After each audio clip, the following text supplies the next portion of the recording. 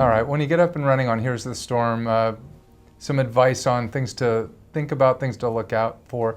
One of the first piece of advice I have is to really let the game take you through the journey. We've added a pretty in-depth tutorial system to the game that really sort of parlays its way into a way of training yourself up to getting to the competitive part of the game. And so it is a different game than some of the other MOBA style games out there, and there's a lot of things to learn. And if you're new to it, I highly recommend you start there, get your feet wet, get your feet on the ground there, and understand the mechanics, what are the basics into the strategic levels, the talent system, and some of the core aspects of the game.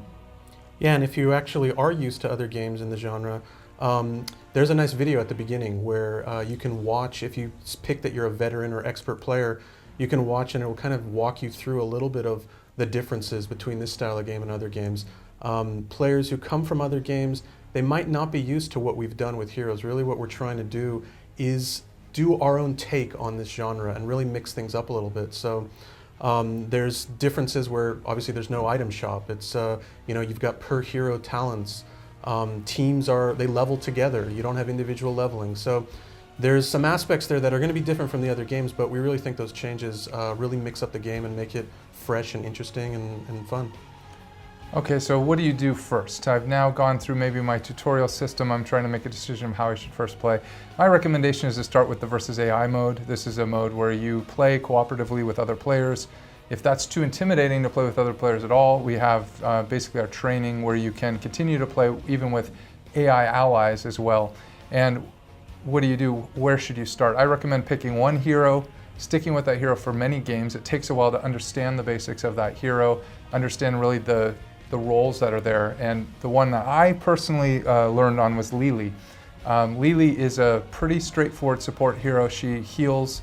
You run the Q ability on her, constantly basically healing your ally. It gives you an opportunity to watch how your allies are playing, even if they're AIs, and heal them, keep them in the fight longer, and you can start picking up on the subtleties of the game, because although it seems simple on the surface, there's a lot of technique and understanding you need to, when should I be engaging, when should I be running, when should I be moving up to help my allies take a merc camp, etc.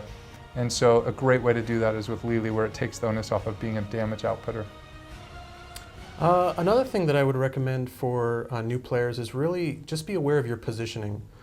Pay attention to the minimap. Even more so than knowing how to use all of your abilities is know where you are. If you're too far ahead, there's a decent chance, if you don't know where the enemies are, that they're hiding in a bush and they're ready to jump out and ambush you. So be aware of your positioning, don't get too far ahead, and really make sure that you're with your team. This also plays once you actually get into a team fight.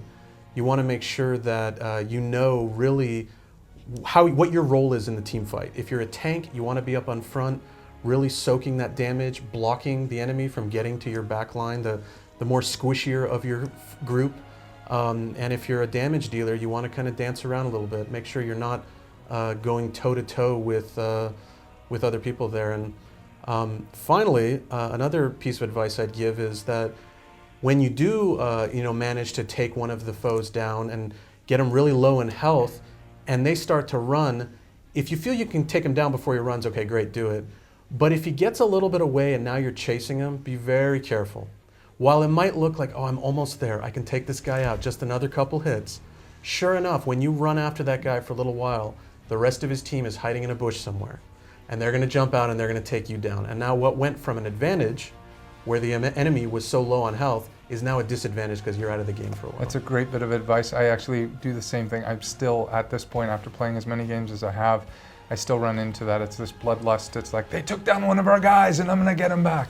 And so I keep the chase on, and it's always overextend, and I always die, and I always actually hurt our team by overextending because of generally the chase. And I think the chase is one of the biggest areas to be cognizant of as you're learning.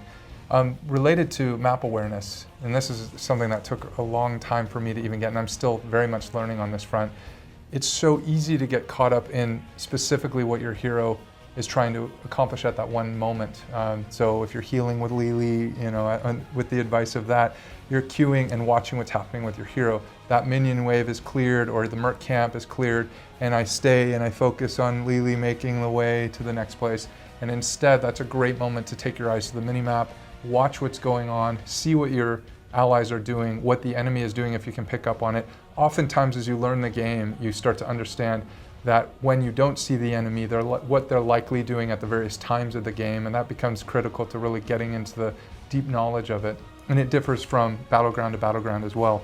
So sort of step 2 after you familiarize yourself with this hero is starting to get your eyes to drift from the central screen where you're playing to the minimap and watching. So you can right click on the minimap or on a different location. Your hero's en route, you're looking at the minimap and watching what's going on there. And that really starts to, I think, level up your game.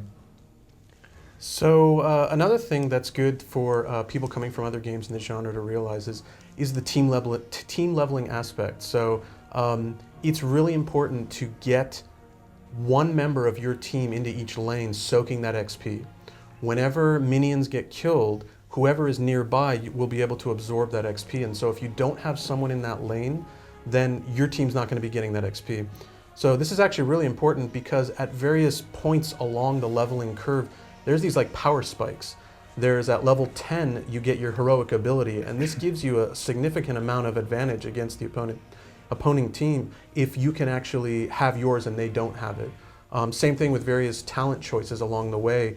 There's some critical talents to select. So make sure that you're always soaking that XP up until a certain point, and then you kind of transition to a point in the game where you may actually want to stick with your team so that you can try to do these team fights to get into battles and really take down the opponents so that then you can push a lane. So there's a lot of things to learn over time, but I would take it just one step at a time. Like step 1, stay in those lanes and really learn to absorb that experience. And then after that, you start moving into various things of when do I go to a map objective, when do I go get a mercenary camp, when do we engage in a team fight.